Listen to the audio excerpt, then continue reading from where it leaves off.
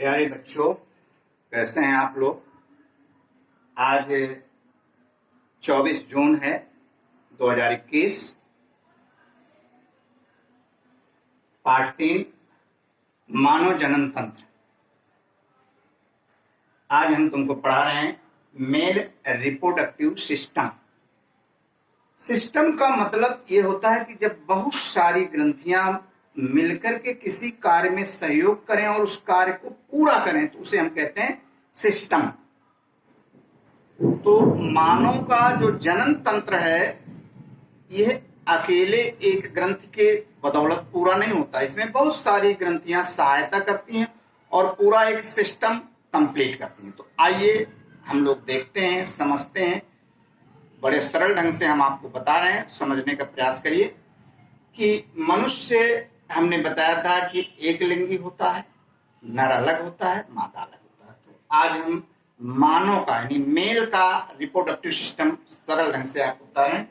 इसमें देखिए primary sex organ, secondary sex organ और एक्सेसरी ग्लैंड, इन्हीं 3 भागों में बांटा गया है।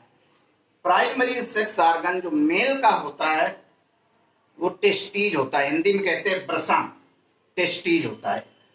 एक मेल में 2 टेस्टीज होते हैं, ध्यान रखो 2 टेस्टीज होते हैं और शरीर से बाहर होते हैं।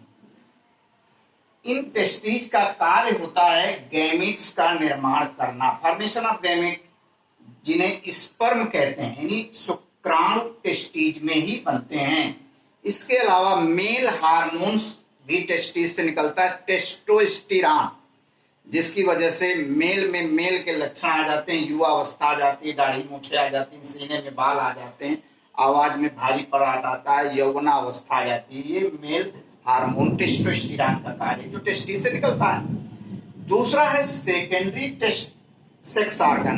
अब सेकेंडरी सेक्स ऑर्गन में नलिकाएं आ जाती हैं। नलिकाएं इन शुक्राणुओं के बाहर निकालने में सहायता करती हैं, जैसे एपिडाइडाइमिस, वास डिफरेंटिया, वास डिफरेंस, रेटेस्टिस।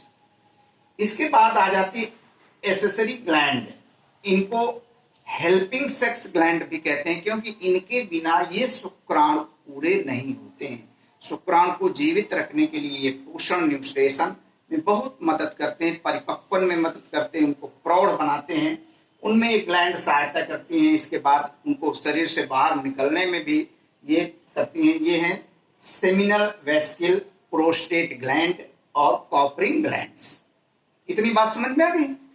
अब इसके बाद हम एक चित्र के माध्यम से हम सोचेंगे कि चित्र को और नजदीक से जूम से दिखाया जाए ताकि आप लोगों को चित्र बनाने में कोई दिक्कत ना हो।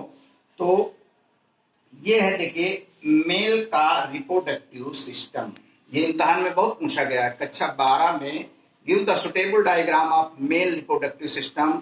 ये 5 नंबर का पूछा जाता है। बड़ा आसानी से समझिए कि जो मेल रिप्रोडक्टिव सिस्टम होता है उसमें यहाँ पर यूरिनरी ब्लैडर होता है, यानी पेशाब की थैली होती है, जहाँ पर दोनों तरफ से मूत्र नलिकाएं आती हैं और इसी में आकर के गिरती हैं। ये किडनी के द्वारा हुई होती हैं। ठीक, अब यूरिनरी ब्लैडर है और यहाँ पर देखिए टेस्टीज है। टेस्टीज जो है एक खोल से ढका हुआ होता है जिसको कहते हैं स्कोर्टम। ये स्कोर्टम जो होता है स्पर्म फॉर्मेशन में हेल्प करता है, हमने लिख दिया है। गिव द सुटेबल टेम्परेचर देता है और lower than body temperature 2 to 2.5, यानी हमारे शरीर का तापमान 37 डिग्री सेंटीग्रेड होता है और यह जो है टेम्परेचर 2 से 2.5 डिग्री सेंटीग्रेड कम देता है, जिसके कारण जो है यहाँ पर टेस्टीज में शुक्राणु का अच्छे ढंग से निर्माण हो। अगर इनका टेम्परेचर 37 डिग्री हो या ये शरीर के अंदर हो तो शुक्राणु का निर्माण बिल्कुल नहीं हो पाएगा, ध्यान रखना।